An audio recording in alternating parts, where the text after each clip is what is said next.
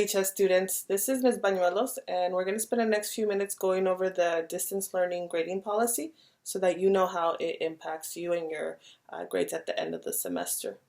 Before we get started, I wanted just to say hello.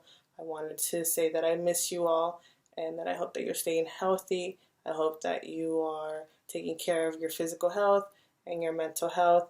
And I also hope that you're taking this time to slow down and to spend time with your family, as well as staying connected and productive with your classes.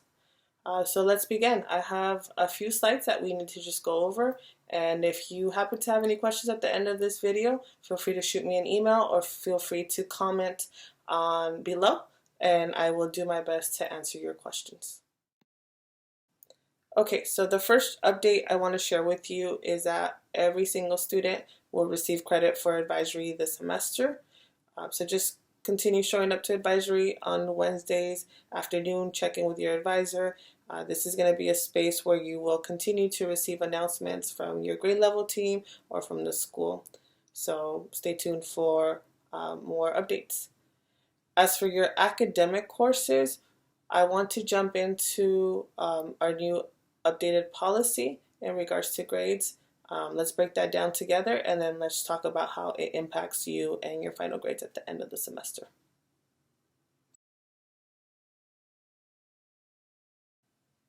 So what you see here is the updated grading policy during distance learning. I'm going to go ahead and read this out loud, and then we'll unpack it in the next few slides. During distance learning, the grade scale will be modified to include A, B, C, or incomplete. Students will not receive Fs during distance learning. At the end of the semester, students will be able to accept their final grade or decide to receive a credit or no credit. A student can petition at a later date to switch their decision. They can choose to do so prior to October 1st of the student's senior year. This is ECHS's effort to adapt to the difficulty of transitioning to distance learning and hold students harmless for their spring grades, while also recognizing that their grades are inevitably part of their GPA, as well as the college application and college acceptance processes. Okay, so let's figure out what this means.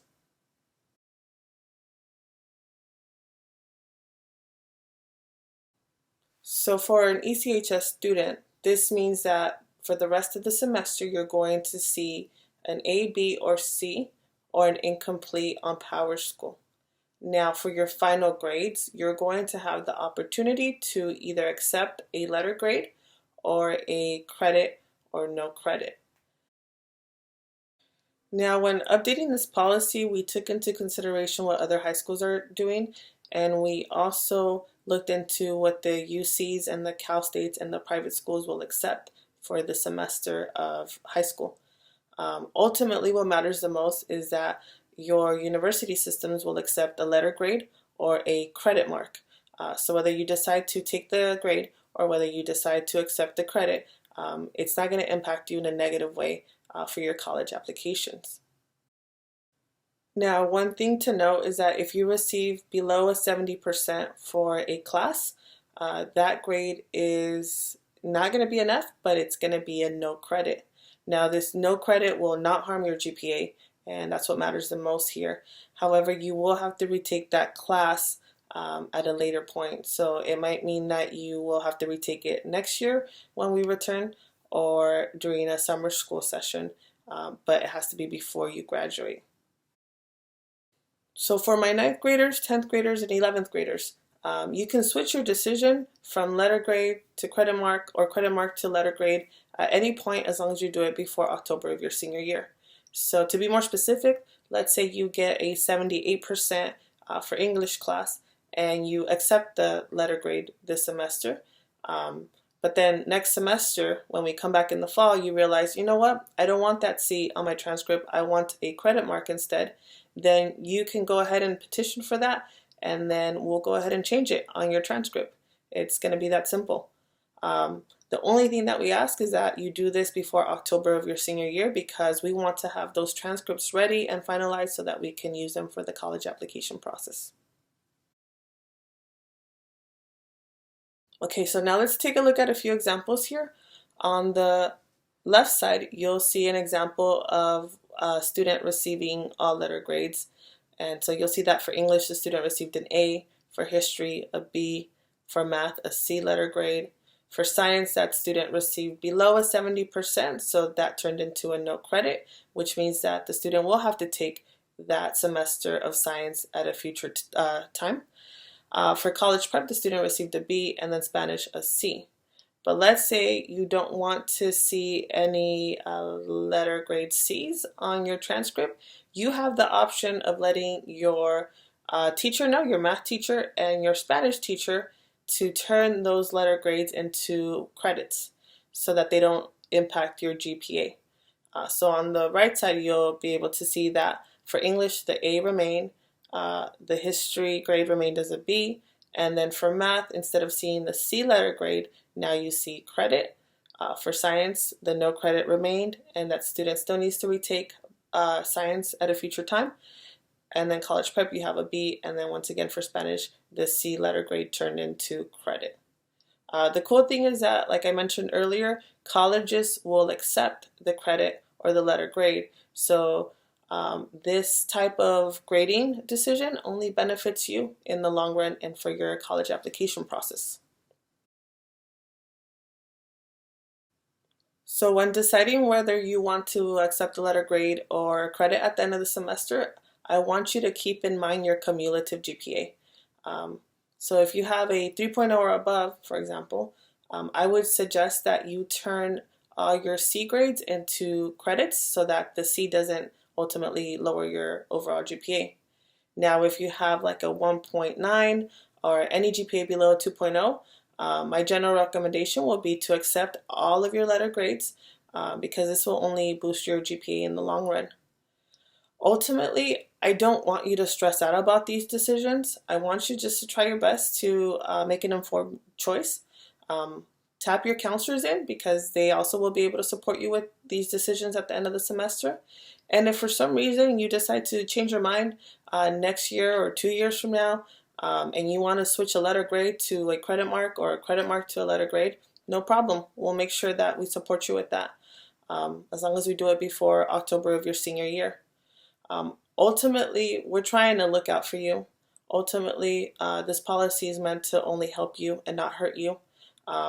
And I hope that this allows you to just stay focused on the bigger picture here, which is to earn credit or pass all of your courses this semester. As long as you do that and you try your best, then we should be fine once we see each other again in the fall.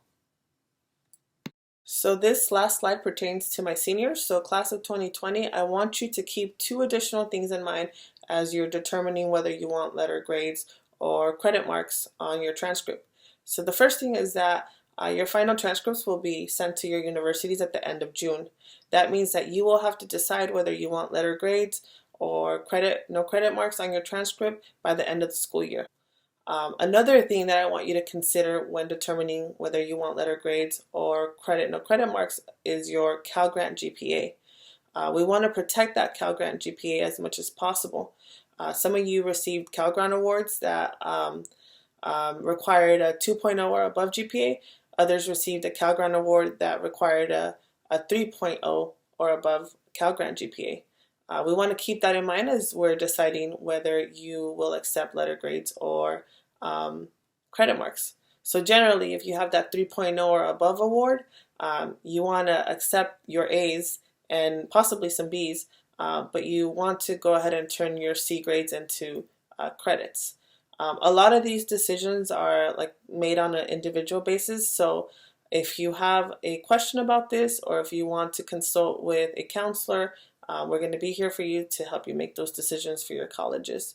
Ultimately, your UCs and your Cal States and your private schools have accepted the credit mark or the letter grades for your second semester of your senior year. So in regards to that, you have nothing to lose. But when it comes to the Cal Grant, I really need you to slow down a little bit and consider what your current GPA is for your Cal Grant and protect that so that you're eligible for those awards for the next few years. Okay, so this is the end of our video. Thank you for watching, and I hope you have a better understanding on the distance learning grading policy for the semester. I also hope that you're able to see that we tried our best to come up with a policy that will best serve you and that will give you flexibility and that will protect your GPA for your college application process. So I hope that you can see that and that you can also see that you're a priority during this time. And once again, we miss you. I miss you. And I can't wait to connect with y'all once again. But for now, see you later.